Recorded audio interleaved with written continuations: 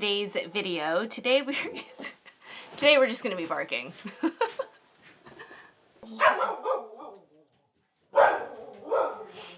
We were so close. Hey everyone, welcome to today's video. Today we are going to be doing our February speed reviews. Let's just get right into it because we have quite a few products to talk about. So typically the way that I do these speed reviews is I always do like my least favorite product to like my most favorite product, just because I like to end my videos on like a good note. Just so you know though, these speed reviews are basically products that I have tried all month long. We don't do first impressions on this channel, and so, you know, for some of my other reviews, you might see that like I'm trying out a product for the first time on camera, but I always come back at the end of the week to let you guys know my final thoughts. This is basically my final thoughts of these products for an entire month. So let's go ahead and get started. The first product we're going to talk about is a hair mask and a scalp detox from Phoria, I think is the brand. I love the styling of this hair mask. Like, I think the packaging is really beautiful, very relaxing, which makes sense because the name of it is Rhythm of the Rain. Now, the description of this is that it's supposed to be pure and soothing. The patter of rain is a lullaby for the soul, blended with shea butter and argan oil. This cleansing cream is rich with nourishing natural botanicals that restore scalp health and replenish moisture for shining hair that's sumptuously soft, strong, and hydrated to perfection. This is actually not a bad product.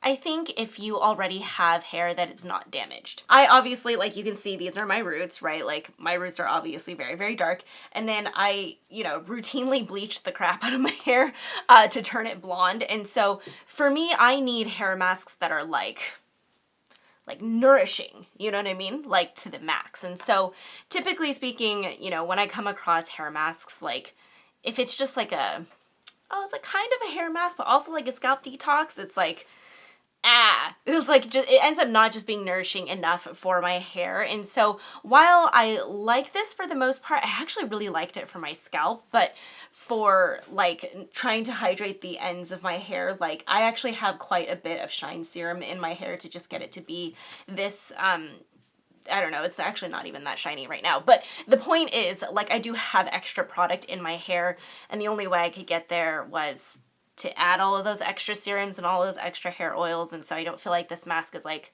the best. It's one of those products that I'll finish using, but I don't think I'm going to repurchase it. The next product we're going to talk about is an eyeshadow palette from the brand Aether Beauty. So this is the Manifest palette, and when you see the shades of this eyeshadow palette, you're going to be like, of course Danette loved it, of course. Ta-da! Of course Danette liked it. So you can see that it's all my favorite shades of like pinks and purples, mauve tones, cool tones, a few warm tones in here to just kind of spice it up. And this is honestly a beautiful, beautiful palette. I really, really enjoyed using it. It is what I have on my eyes right now. I have this soft pink shade in my crease. I have this taupey shade also in my crease to just add a little tiny bit of definition. I have this really, really deep purple as the two outside colors, or the inside and the outside color, and then I have this one to really brighten everything. I really like this palette. Now, there are a few things to know about it. In terms of the way that it's formulated, I actually think it's a palette that is very, very buildable. So it's not going to be one of those palettes where it like automatically packs a punch, which by the way is like with purple eyeshadows, it's difficult for that kind of a formulation to pack a punch right away anyway. Like I think purples are just difficult to manufacture. So there is that. I personally love it when eyeshadow palettes are buildable. I don't like eyeshadows that are too pigmented right off the bat because it makes it really, really hard to blend them. I like being able to build my eyeshadows and make sure that they get intense over time and that I get to choose exactly what that intensity is going to be. That's just like my personal preference. So I really, really liked the formula of these eyeshadows. This palette is super similar to the Urban Decay Naked palettes in like that sort of a buildability. So as you can imagine, like I'm a huge fan of the Urban Decay Naked palettes, and so when I came across this and the fact that like the formulas do feel very reminiscent of that, like I was like, I mean, this is just going to be a really big winner. Like look at the shine and gleam of that and the way that it kind of shifts, and it's just, I mean, all of these shadows are just so beautiful. They lay well on the skin. You can see like right off when I swatch that, right? Like most people would be like, oh my God, like where's the pigmentation? But for me, I actually fairly like it. You know, I like that I can build this up on my eyes. And I would definitely say it actually does better on the eyes than it does in like swatch format. Only thing I will say about it though is that just be careful of like fallout. This is definitely one of those palettes where I would say like do your eyeshadow first and then come back and do like your foundation and your concealer.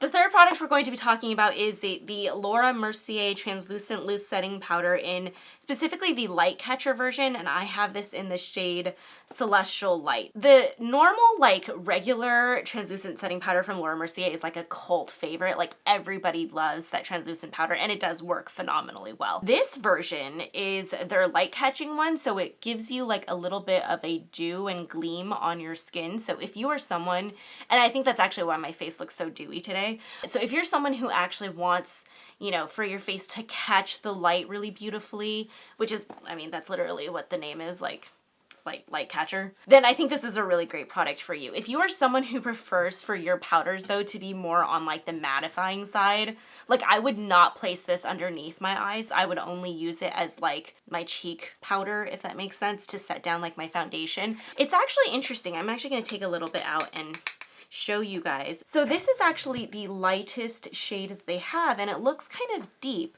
but once it transforms onto your skin, it becomes like quite a bit more translucent, and you can see that. Sorry, I still have my swatch on my index finger. It's the middle finger here. It turns like really like light, and so it does work for like light to medium skin tones, I would say, and so you don't need to be worried about that. When I first opened it, I was like, how the hell am I supposed to make this work? Like, it looks kind of dark. And then it does just catch the light really like beautifully, but it is very like highlighty. So the way that I would classify this product is like it is similar to the Hourglass ambient lighting powders. I have this one in dim light. You can tell that it's kind of similar, but the difference is that the Hourglass dim light isn't like sparkly. So you can see like this is the Laura Mercier and this is the Hourglass.